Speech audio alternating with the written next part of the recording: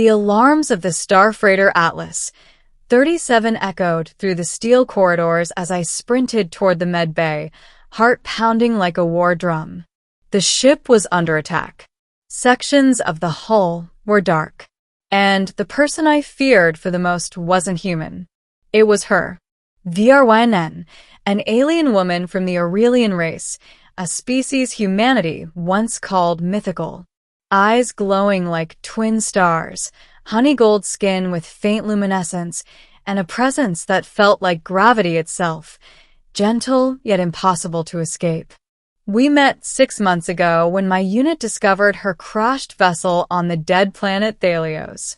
She was the only survivor, and while the others saw her as a threat, I saw something else, someone terrified and alone.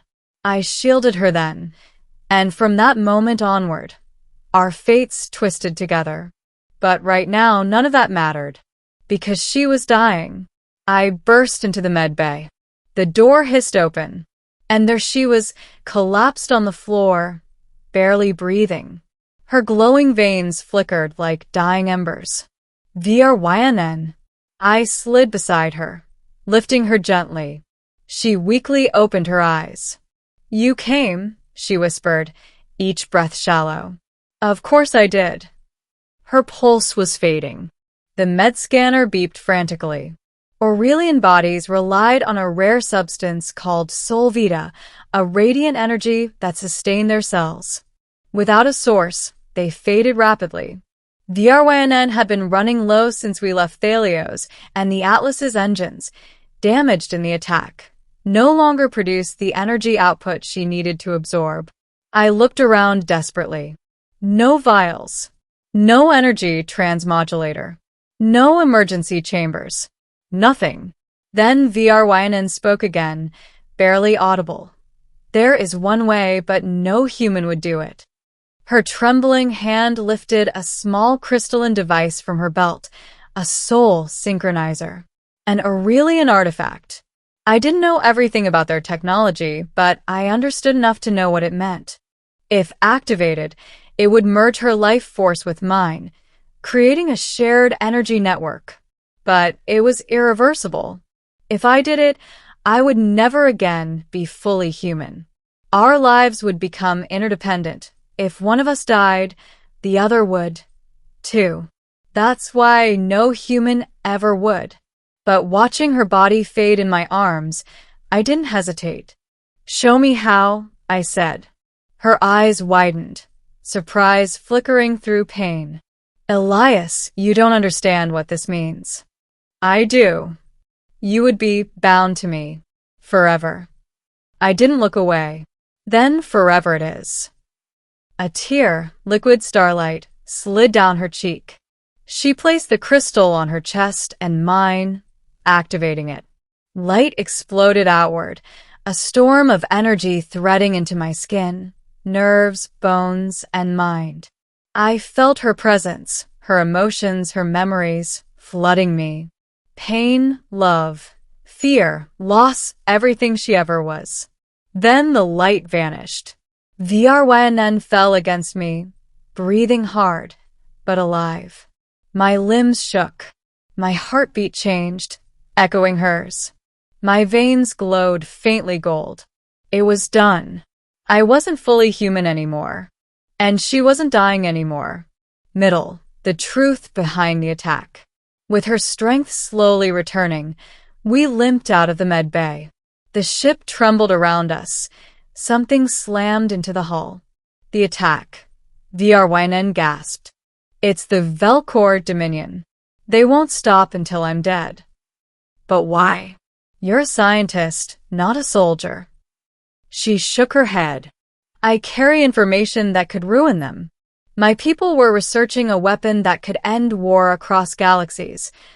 A harmonic resonator that disables aggression-stimulating neural clusters. Peace. True peace. And the Vel'Kor want war. They thrive on it." She looked at me gravely. "If they capture me, they'll erase everything I know. And if they destroy me, the hope of peace dies with me. So that was why they wanted her, and why she needed to survive." The lights flickered.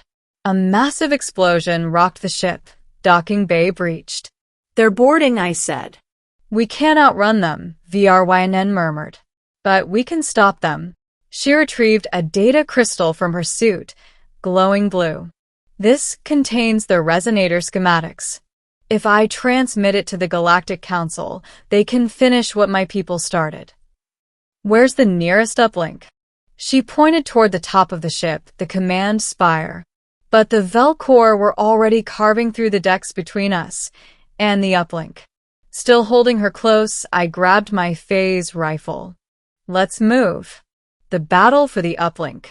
Metal doors burst open as we sprinted through the smoke-filled corridor. Vel'Kor shock troopers, monstrous, white-armored brutes, stormed through. They fired. Blue plasma scorched the walls. I returned fire while Vrynn, still weak, leaned against me. Through the new connection between us, I felt her fear and her resolve. She lifted her palm, channeling radiant Aurelian energy. A blast of golden force threw the troopers backward. But the surge drained her instantly.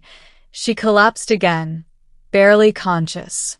The connection pulsed painfully inside me with her exhaustion. "No," I whispered, tightening my grip. "Stay with me." She weakly touched my face. "I won't leave you, not after what you did." We pushed forward floor by floor, fighting, running, bleeding. By the time we reached the command spire, alarms drowned out everything. The uplink terminal stood at the center, humming ready. Vrynn staggered to it, inserting the crystal. Lights flashed. Transmission initializing. Then the doors blew open. The Vel'Kor commander stepped in, towering, armored, helmet horns curving like blades. His voice echoed. "The human bonded with you? Pathetic." He raised his weapon toward her heart. Before he fired, I threw myself in front of her. Instinct, not thought. The blast hit me square in the chest. I collapsed, vision fading, lungs failing. The pain was staggering. Vrynn screamed, a sound that could shatter galaxies. Golden light ignited around her fiercely, protectively. Not for her sake, but for mine. She attacked with everything she had left, all her life force. The Vel'Kor commander fired again and again, but this time, her energy absorbed it. She rushed forward, her aura burning like a sun, and hurled a blinding wave of power that vaporized him and everything behind him. Then she fell to her knees. The transmission completed. Data uplink successful. A weapon to end war was now in the hands of the galaxy. But Vrynn crawled to my side, trembling, her glow almost gone. Because our bond meant she had given too much. Her life force was fading again, because she saved mine. "No, Vrynn," I whispered, forcing myself upright. "You can't die. Not now."